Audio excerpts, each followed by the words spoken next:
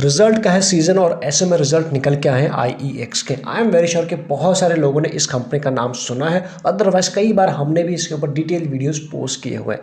ऐसे में सीधा रिजल्ट के ऊपर जंप करें। आप सबसे पहले ये देख लीजिए क्या कंपनी ने कोई डिविडेंड दिया है और दिया है तो कितना दिया है। अगर हम देखने की कोशिश करें कंपनी की फेस वैल्यू अभी क्या है ₹1, तो कंपनी ने डिविडेंड जो दिया है इंटरिम डिविडेंड अनाउंस किया है या फिर अप्रूव किया है ₹1 अपने फेस वैल्यू पर 100%। आपको कभी भी परसेंटेज के हिसाब से नहीं देखना चाहिए क्योंकि फेस वैल्यू डिपेंड करती है क्या परसेंटेज बन रहा है। आप इस तरह से देखिए 100% की कंपनी ने अनाउंस किया है या फिर अप्रूव किया है, बट होगा कितना? ₹1। तो ये है। और इस ₹1 के लिए अगर हम बात करें इसकी रिकॉर्ड डेट की, अगर हम बात करें तो वो है आपके सामने 4 फ़रवरी। यहाँ पे आप देख सकते हैं ये है इसकी रिकॉर्ड डेट। तो अगर आपके पास है तब तक रखते तो भी मिलेगा, अदरवाइज आप लेना चाहते हैं ये डिविडेंड का हिस्सा बनना चाहते हैं तो आपको रिकॉर्ड डेट से पहले इसको अपने डीमैट अकाउंट में लेना होगा। अब चलते हैं प्राइस इसके रिजल्ट के ऊपर। तो IEX के रिजल्ट को हम समझते हैं। सबसे पहले ये देख लीजिए जितने भी ये नंबर है सारे लैक्स में यानी लाख में, इस तरह से आप समझ लीजिए। और यहाँ अगर हम बात करें 31 2020 और ये 31 2021 यानी ये सारे नंबर आ गए वाई बेसिस पे। ये है सितंबर का और उसका नेक्स्ट क्वार्टर दिसंबर, यानी यहाँ पर आ गए क्वार्टरली बेसिस पर। यहाँ आप समझ गए। तो सबसे पहले हम बात करें इसके इनकम की। हर कंपनी के लिए आप जानते हैं कि एक होता है ऑपरेशन से जो इनकम आती है और दूसरा होता है कुछ अदर इनकम। ऑपरेशन पे हमेशा फोकस करना चाहिए इंस्टेड ऑफ डायरेक्टली जंप करना चाहिए टोटल इनकम। ऑपरेशन की अगर हम बात करें कंपनी की जिसका काम है वो पिछले साल था 8501, ठीक है। अभी कितना हो गया? 11,000 प्लस, ये वाला यानी जो कंपनी का मेन काम है वहाँ से इनकम बढ़ी है, जो हमारे लिए अच्छी बात है और अच्छा जंप है। उसके बाद पिछले क्वार्टर में की बात करें, सितंबर क्वार्टर की बात करें 10,916, 10,916 अभी हो जाए 11,429। अगेन आपको वहाँ से भी बढ़ोतरी दिखाई पड़ रही है क्वार्टरली बेसिस पर। इसके ऊपर ज़्यादा फोकस करेंगे इंस्टेड ऑफ अदर इनकम की। अदर इनकम भी है लेकिन हम अब फोकस करते हैं टोटल इनकम के ऊपर। पिछले साल से 9,568 के आसपास यानी 9,568, इस तरह से आप समझ लीजिए। अभी हो चुका 12,000 प्लस। क्या कहेंगे? जंप कहेंगे। शानदार कंपनी है। मार्केट में करेक्शन आएगा, वही मौके होंगे जब आप भाग रहे होंगे तो पकड़ नहीं पाएंगे। ये आप जानते हैं कहाँ इसकी जो रिसेंट की जो हिस्ट्री रही है। अगर हम बात करें 12,000 पिछले क्वार्टर में था, अभी हो चुका 12,106 से 12,668। आप इसे रफली अगर मैं समझाने की कोशिश करूँ 12,700 के आसपास, तो आप समझ लीजिए इसके इनकम में तो आपको बढ़ोतरी देखने को मिल रही है।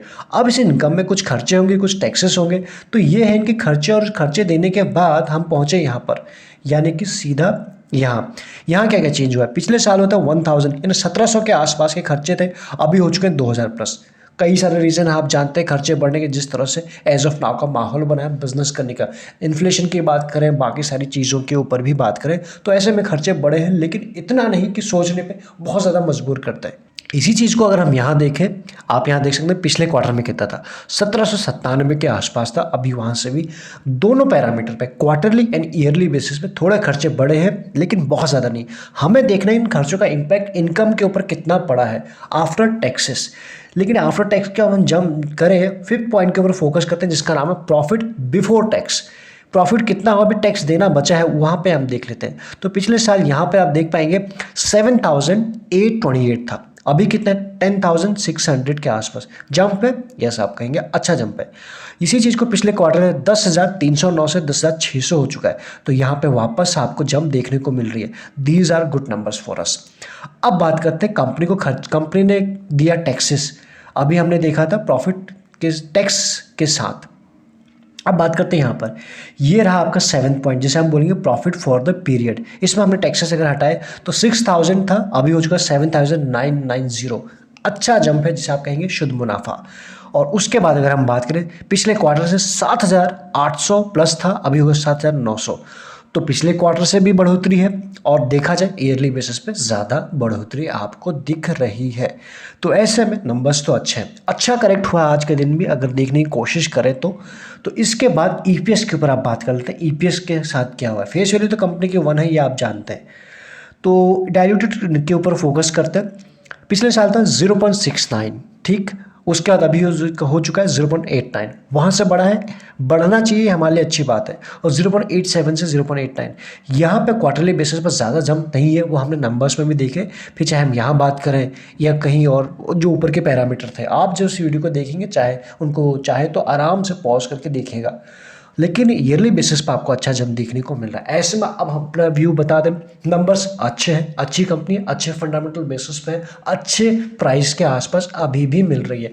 अगर मार्केट में इसी तरह का करेक्शन चलता है और ये शेयर आपको 300 के आसपास वापस मिलता है तो शायद ये और भी अच्छी बात हो जाती है। अदरवाइज का सपोर्ट तो बना था 350, अपने आप में सपोर्ट था। आज के दिन भी मार्केट में जो करेक्शन हुआ ये भी करेक्ट हुआ, तो नज़र रख सकते हैं ये बहुत नीचे के लेवल बता दें 300 के आसपास। मार्केट कितना करेक्ट होता है वो तो हमें एक दो दिन में या फिर इस वीक में पता चल ही जाना है।